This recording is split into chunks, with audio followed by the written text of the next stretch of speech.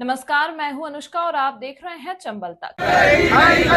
मोदी तेरी अब मनमानी नहीं चलेगी, नहीं चलेगी। ईडी के झूठे मुकदमे ईडी के झूठे मुकदमे वापस लो।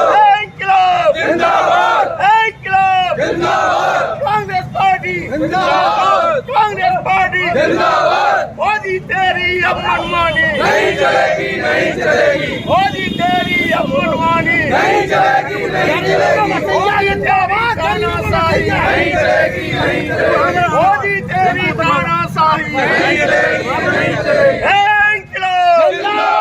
तानाशाही नहीं चलेगी, नहीं चलेगी। मोदी तेरी तानाशाही नहीं चलेगी, नहीं चलेगी। कांग्रेस पार्टी जिंदाबाद, कांग्रेस पार्टी जिंदाबाद, कांग्रेस पार्टी जिंदाबाद। मोदी तेरी तानाशाही नहीं चलेगी, नहीं चलेगी। मोदी तेरी तानाशाही नहीं चलेगी, नहीं चलेगी। जिंदाबाद, वापस लो, वापस लो। जिंदाबाद में वापस लो, वापस लो, वापस लो। मोदी तेरी तानाशाही नहीं चलेगी। शासन संभाला है, उस समय से लगातार इस देश में संवैधानिक संस्थाओं की हत्या कर प्रजातांत्रिक मूलों का हनन कर रही है। लगातार विपक्षी दलों के नेताओं को, मुख्यमंत्रियों को जेल में डालने का काम बिना किसी अपराध के और बिना किसी कारण प्रताड़ित करने के लिए परेशान कर रही है। और इसी प्रक्रिया के तहत कांग्रेस पार्टी के हमारे वरिष्ठ नेता माननीय सोनिया गांधी जी लोकसभा में विपक्ष के नेता माननीय राहुल गांधी जी तथा वरिष्ठ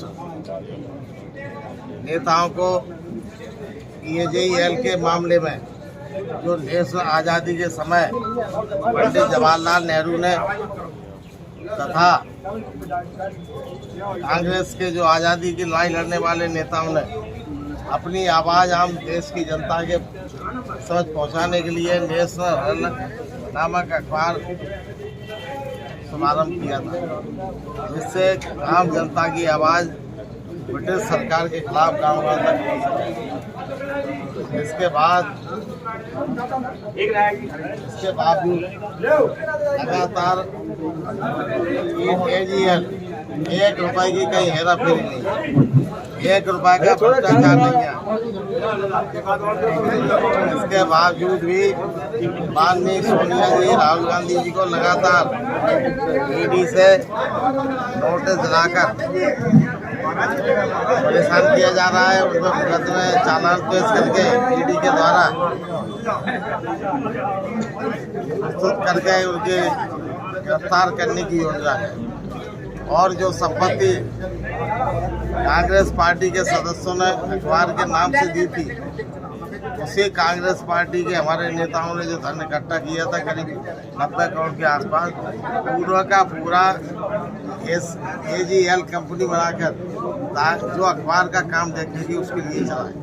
कांग्रेस पार्टी कहीं उसको खर्च न कर ले, इसलिए वो समाचार पत्र हमेशा चलता रहे, इसलिए उस पैसों को EJEL कंपनी में जमा कर दिया। इसमें कहीं कोई अपराध नहीं, कोई भ्रष्टाचार नहीं और कोई शासकीय धन नहीं, आम जनता का धन था, वो जमा कर दिया। इसके बावजूद भी लगातार पिछले 4 वर्षों से माननीय राहुल गांधी को 11-11 घंटे ED के दफ्तर में बैठाला जाकर प्रताड़ित किया जा रहा है, परेशान किया जा रहा है। और अब राहुल गांधी जी मोदी जी के भ्रष्टाचार को लगातार देश में जनता के बीच उजागर कर रहे हैं। भारतीय जनता पार्टी के कुप्रत्यों को पूरे देश के सामने ला रहे हैं, इसलिए तानाशाही तरीके से उनको परेशान करके गिरफ्तार करने की योजना है, परेशान करने की योजना है। इसके विरोध में कांग्रेस पार्टी ने आज समूचे देश में ब्लॉक स्तर तक ज्ञापन प्रदर्शन किया है। इसी सिलसिले में आज एक बात और मैं जिक्र करना चाहता हूँ, यही ED ने विधानसभा चुनाव के पूर्व मुझे नेता प्रतिपक्ष के नाते दबाने के लिए ED का नोटिस दिलवाया। और हमने सर्वोच्च न्यायालय में याचिका दायर की, तो भारत यही मोदी की सरकार और ईडी जो मोदी की गुलाम है, उसने आज तक कोई कार्रवाई चार्जर पेश नहीं करके, जवाब कोई था नहीं, आरोप कोई था नहीं, तो वो हमारा नोटिस आज तक पता ही नहीं क्या हुआ आ गया। अगर है हिम्मत है तो मैंने तो पत्रकार वार्ता की थी कि हिम्मत हो तो सामने लाओ, हमने कौन सा भ्रष्टाचार किया है, लेकिन नहीं ला पाए। आज भी नोटिस कहाँ गया, क्या हुआ, दो नोटिस देने के बाद कोई कार्रवाई आज 1 साल से अधिक समय लग गया। इस तरह दबाने का काम चुनाव में परेशान करने के लिए ताकि काम न कर पाए, भारतीय जनता पार्टी के साथ में चल जाए। लेकिन कांग्रेस पार्टी के बहादुर नेता आज जिन्होंने आज़ादी की लड़ाई में हमारे नेताओं ने वर्षों जन्म गुजारा है, अब मोदी के प्रताड़ना से लड़ने वाले नहीं।